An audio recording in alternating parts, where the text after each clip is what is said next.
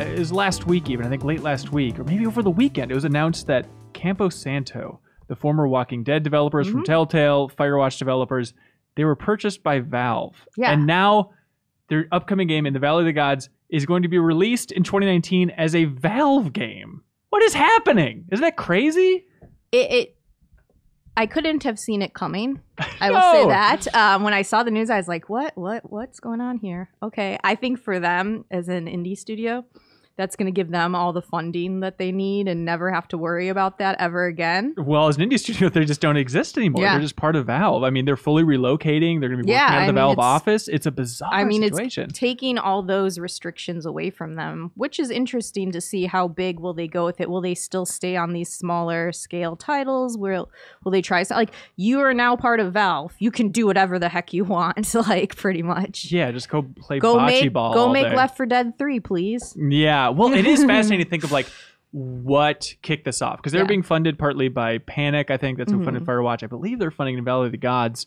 And they're kind of a tech company as well. And to think, like, was it that funding that ran out? I don't know. Or was it Valve saying, we want to make more games? This is, I'd imagine, relatively cheap little den of talent that work together on Firewatch. We can pick them up if we want to make more games in that vein in the future.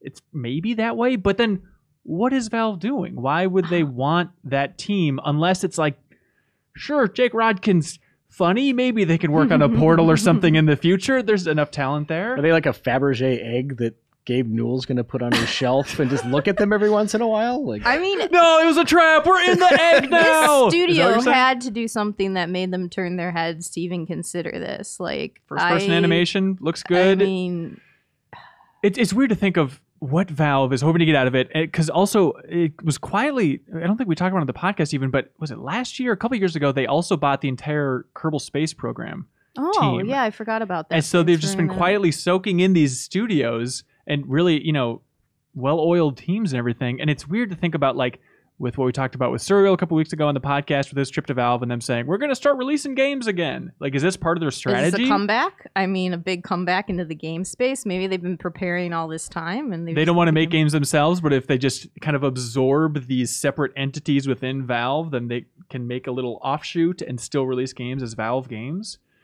Cork, what would you want them to do? Like, In the Valley of the Gods looks good, but now I just cannot wait until what that team wants to do after this when they have all of those licenses ready to go. Saying. If they want them, what would you want them to do, Cork? I honestly have no opinion about that. So you've made a colossal blunder here. Idiot. I would like to apologize. Other questions. The film rights to Firewatch, because they're making that Firewatch movie that was announced. Oh, yeah, I'd imagine that's gone. I have no idea. Maybe it's part of the deal where it can stay intact. Also weird things like the artist, the art director, Ollie Moss, who worked on Firewatch, he's not at the studio, so Valve didn't get him. And also like the Mark of the Ninja designer, which was a lead designer on Firewatch, he also left to found his own studio. So Nels is out of there as well. Oh, I didn't know Nels was out of there. Yeah. So this is like a trimmed down version of that Firewatch team, but still fascinating to think of like the Walking Dead Season 1 talent now working outside of Valve. And I pray that they don't just go dark, that they still do the Idle Thumbs podcast, which is one of my favorites, which is a lot of that studio on the mic,